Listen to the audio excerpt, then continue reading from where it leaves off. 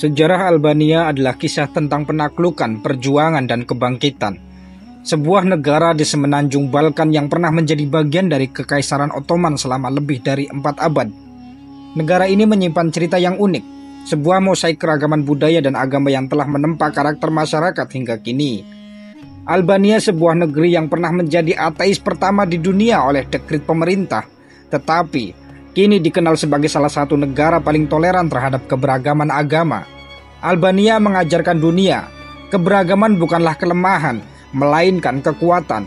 Di balik masjid-masjid tua dan gereja-gereja ortodoks yang kokoh, ada cerita tentang bagaimana masyarakatnya hidup berdampingan dalam harmoni. Akan tetapi, sejarah Albania tidak hanya tentang agama. Ini adalah perjalanan politik dari komunisme menuju demokrasi, dari isolasi menuju keterbukaan, dan dari kehancuran menuju pembangunan. Dengan memandang Albania, kita melihat bagaimana sebuah bangsa menghadapi tekanan besar dari geopolitik dunia, namun tetap berdiri dengan jati dirinya. Mari kita telusuri jejak-jejak sejarah ini, dari kekuatan spiritual Islam dan Kristen hingga kehadiran ateisme yang mendalam. Kita akan membahas bagaimana Albania menjaga jiwanya di tengah badai politik, dan bagaimana masyarakatnya menata masa depan dengan semangat kebebasan dan toleransi.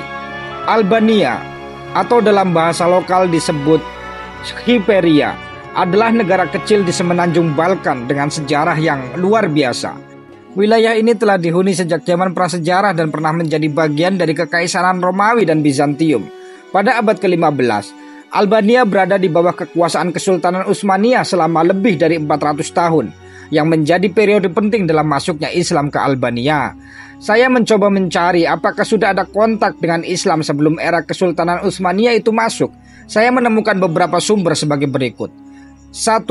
Kontak melalui perdagangan maritim dan jalur darat. Pada abad ke-7 dan ke-8, setelah ekspansi Islam mencapai Mediterania Timur dan Afrika Utara, pedagang Muslim mulai berinteraksi dengan wilayah Balkan, termasuk Albania.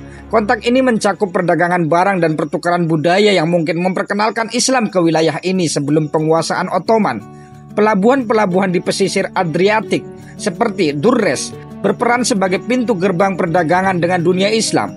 Kehadiran pedagang Muslim dapat membawa pengaruh agama dan budaya secara informal.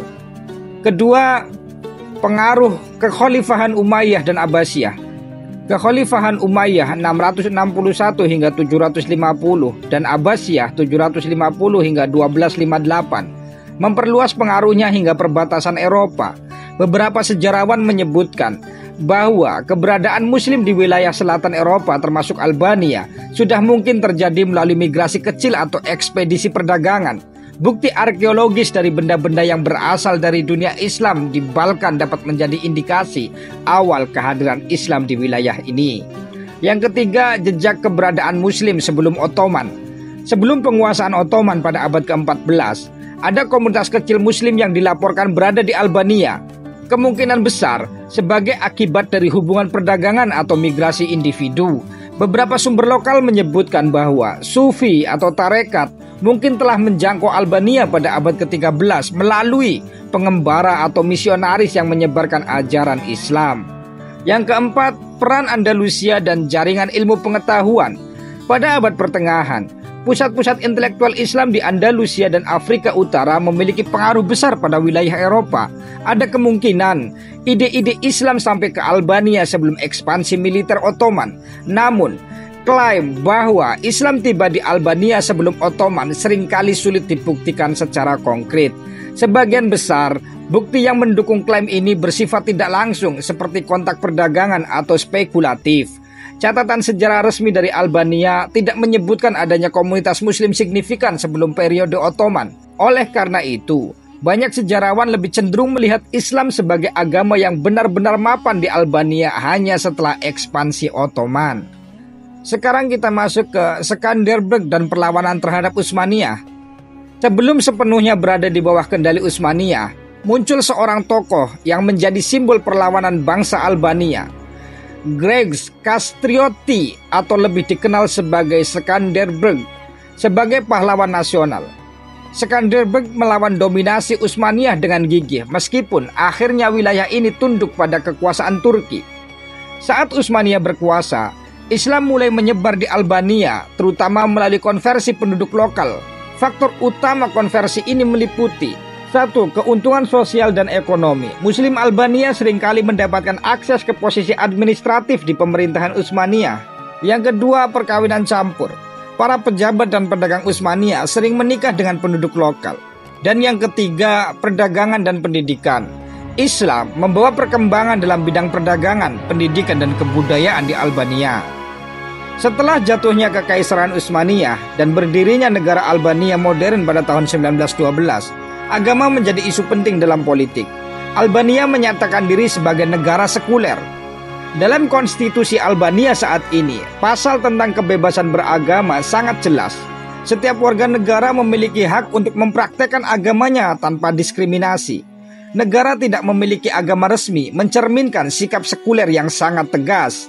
Namun, masa-masa kelam bagi umat beragama datang di bawah rezim komunis Enver Hoxha tahun 1945 hingga 1991. Pada tahun 1967, Hoxha mendeklarasikan Albania sebagai negara ateis pertama di dunia.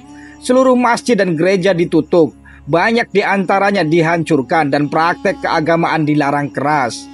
Ketika rezim komunis runtuh pada tahun 1991, kehidupan beragama mulai bangkit kembali, masjid-masjid mulai dibangun, dan umat Islam di Albania bebas menjalankan ibadah. Hari ini, Islam menjadi agama mayoritas di Albania, meskipun tingkat religiusitas penduduk relatif rendah dibandingkan negara-negara Muslim lainnya. Albania adalah rumah bagi populasi yang plural. Pada tahun 2009, Research Center menempatkan persentase Muslim di Albania sebesar 79,9% atau 2.522.000 jiwa. Namun, jajak pendapat Gallup memberikan persentase afiliasi keagamaan yakni 43% Muslim, 19% Ortodoks Timur, 15% Katolik, dan 23% ateisme. Berdasarkan hasil sensus tahun 2011, persentase agama di Albania adalah untuk Muslim 56,70%, sedangkan Bektasis yaitu 2,09%, Katolik 10,03%, Ortodoks 6,75%, Penginjil 0,14%, Kristen lainnya 0,07%, dan orang percaya tanpa denominasi 5,49%. Ateis 2,05%, dan tidak menyatakan 13,79%. Terdapat kontroversi terhadap sensus tersebut yang mencantumkan pilihan agama sebagai bagian dari perhitungan. Beberapa tokoh Albania takut hasil tersebut membuat Albania menjadi terlalu Muslim bagi Eropa. Populasi Muslim prakomunis adalah 69,3%, itu tahun 1937, dan 72% tahun 1947. Namun, hasil sensus resmi tahun 2011 menunjukkan populasi Muslim Albania turun menjadi 56,70%. Hasil sensus tersebut telah dikritik oleh komunitas Muslim Albania karena mereka memperkirakan jumlah seluruh umat Muslim Albania adalah 70%. Hal ini disebabkan banyak orang Albania yang tidak menyatakan agama mereka dalam sensus tersebut. Albania saat ini menganut sistem demokrasi parlementer. Pemerintah tidak mendukung agama tertentu, tetapi menghormati hak-hak kelompok agama. Hubungan antara negara dan komunitas Muslim relatif harmonis, meskipun Islam di Albania lebih dipandang sebagai warisan budaya ketimbang agama yang mendominasi kehidupan sehari-hari. Islam mulai mengakar di Albania selama era Utsmaniyah. Masjid-masjid megah dibangun seperti Masjid Etem Bey di Tirana yang kini menjadi simbol warisan budaya Albania. Tarekat Bektashi memainkan peran penting dalam penyebaran Islam di Albania. Mereka menekankan spiritualitas, toleransi, dan akulturasi dengan budaya lokal. Pasca komunisme, lembaga pendidikan Islam seperti madrasah mulai didirikan. Organisasi seperti Komunitas Muslim Albania berperan dalam mengelola kehidupan beragama, termasuk pembangunan masjid dan penyelenggaraan haji. Tantangan dan harapan Islam di Albania yaitu, meskipun Islam adalah agama mayoritas, umat Muslim menghadapi tantangan seperti sekularisme yang kuat dan minimnya pendidikan agama. Akan tetapi, generasi muda saat ini mulai menunjukkan ketertarikan untuk mempelajari Islam lebih mendalam. otomatis akan membuka peluang dalam revitalisasi agama ini di Albania. Sejarah Albania adalah refleksi perjalanan manusia dalam mencari harmoni. Dari masa Ottoman hingga era komunisme, dari ateisme negara hingga kebebasan beragama, Albania menunjukkan kepada dunia bahwa perdamaian dapat diraih tanpa meniadakan identitas. Sejarahnya bukan hanya tentang agama atau politik, tetapi tentang bagaimana manusia belajar untuk hidup bersama dalam perbedaan. Hari ini, Albania menjadi simbol toleransi yang langka di dunia yang sering terpecah karena perbedaan. Masjid berdampingan dengan gereja, dan komunitas saling merangkul dalam solidaritas. Ini bukan hasil dari kebetulan, tetapi dari sejarah panjang yang mengajarkan pentingnya kerjasama dan pengertian. Sebagai bangsa kecil dengan jiwa besar, Albania mengingatkan kita dunia ini hanya akan indah jika manusia melihat perbedaan sebagai kekayaan. Dari Tirana hingga pedalaman Shkodër, semangat itu masih hidup. Sebuah pelajaran yang bukan hanya penting untuk Albania, tetapi untuk dunia. Jadi, saat kita meninggalkan kisah ini, mari kita renungkan. Seperti yang dikatakan oleh Nelson Mandela, tidak ada yang lebih mulia daripada kekuatan yang digunakan untuk mendamaikan manusia. Semoga kisah Albania menjadi inspirasi bagi kita semua untuk hidup dengan hati yang terbuka dan pikiran yang jernih. Jika ada jejak sejarah yang tertinggal atau ada kesalahan, saya mohon maaf. Terima kasih sudah menonton. Sampai jumpa di Lingkar Jejak selanjutnya.